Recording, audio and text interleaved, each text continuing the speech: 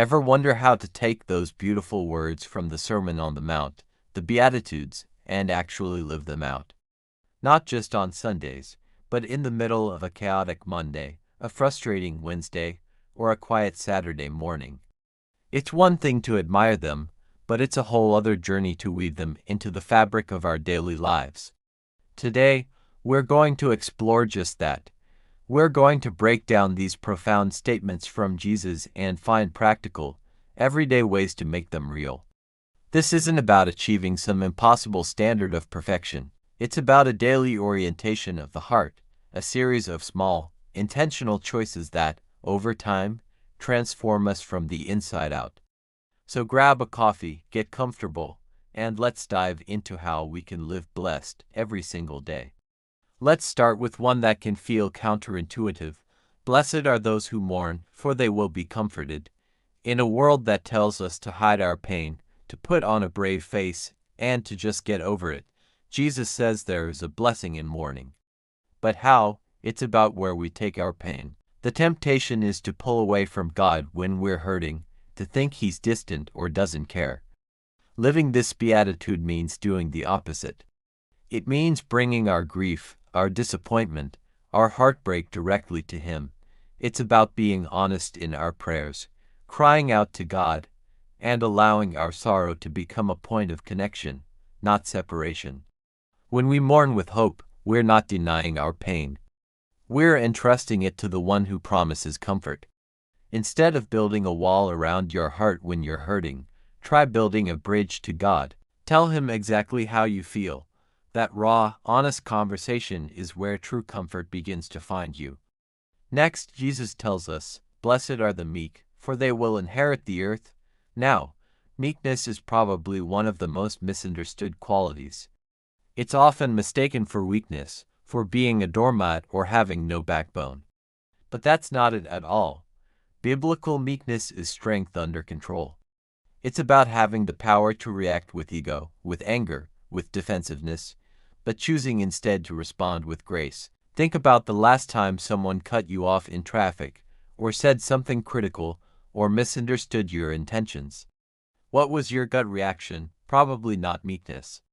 Living this beatitude is a conscious choice. It's pausing before you react. It's choosing humility over pride, grace over retaliation. It's knowing your worth is secure in God, so you don't have to fight to prove it to others. When you respond with a gentle spirit instead of a flared ego, you're not losing, you're choosing a higher road. You're showing the quiet, uncheckable strength that God blesses. It's the difference between reacting from your wound and responding from your worth. Let's talk about hunger, not for food, but for something much deeper. Blessed are those who hunger and thirst for righteousness, for they will be filled. What do you desire most in your life? Comfort, success, approval. It's easy for our days to be driven by these desires.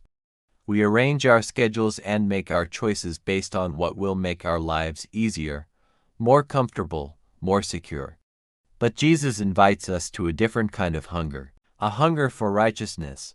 This means desiring God's way, His will, His presence, more than anything else. It's a daily reprioritizing of our heart's cravings. It might look like choosing to spend time in prayer when you could be sleeping in. It might mean making an ethical choice at work that costs you a bit of convenience. It's about asking yourself, what is truly fueling me today? Is it the world's menu of comfort and success, or is it a deep, abiding hunger for God Himself? The incredible promise here is that this is a hunger that will always be satisfied. When we seek Him, we find Him. Blessed are the merciful, for they will be shown mercy.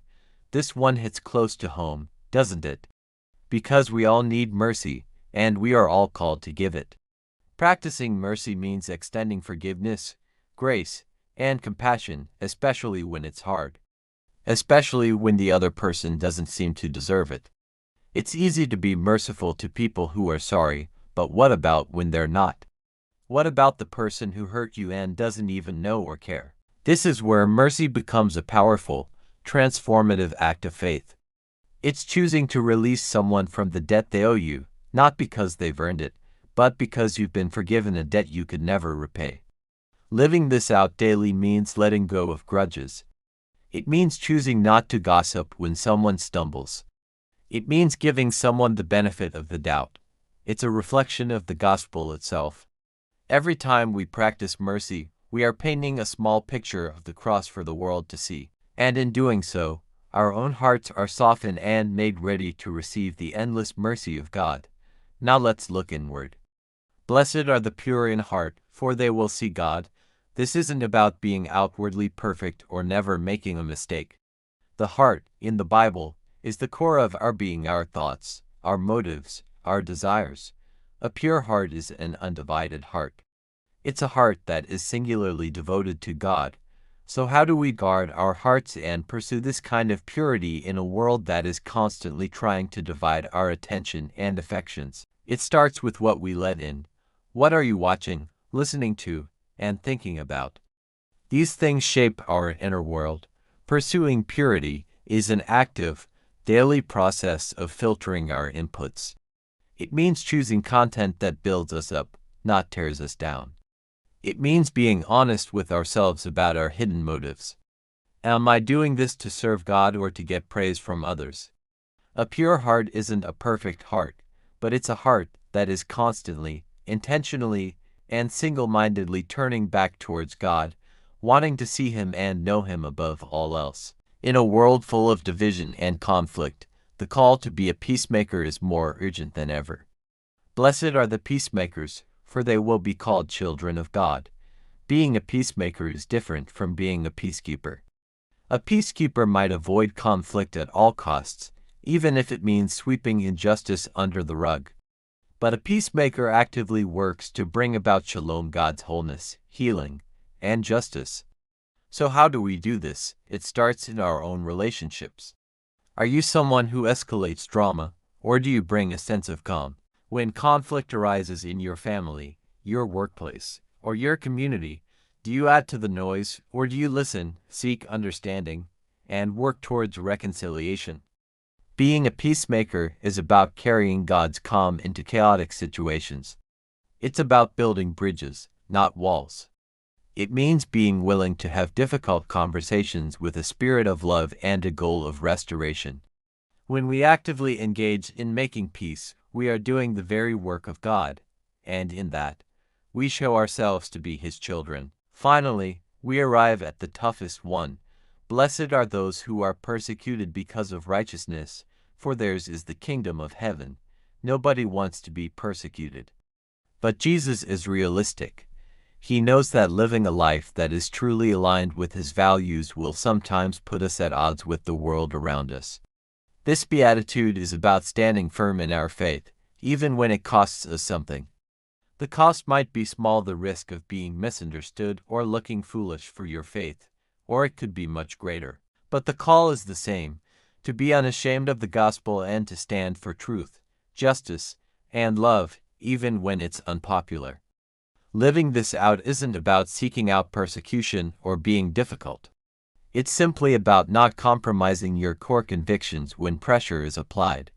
It's about choosing to follow Jesus, no matter the cost, trusting that the kingdom of heaven is a reality that is more real and more lasting than any earthly comfort or approval.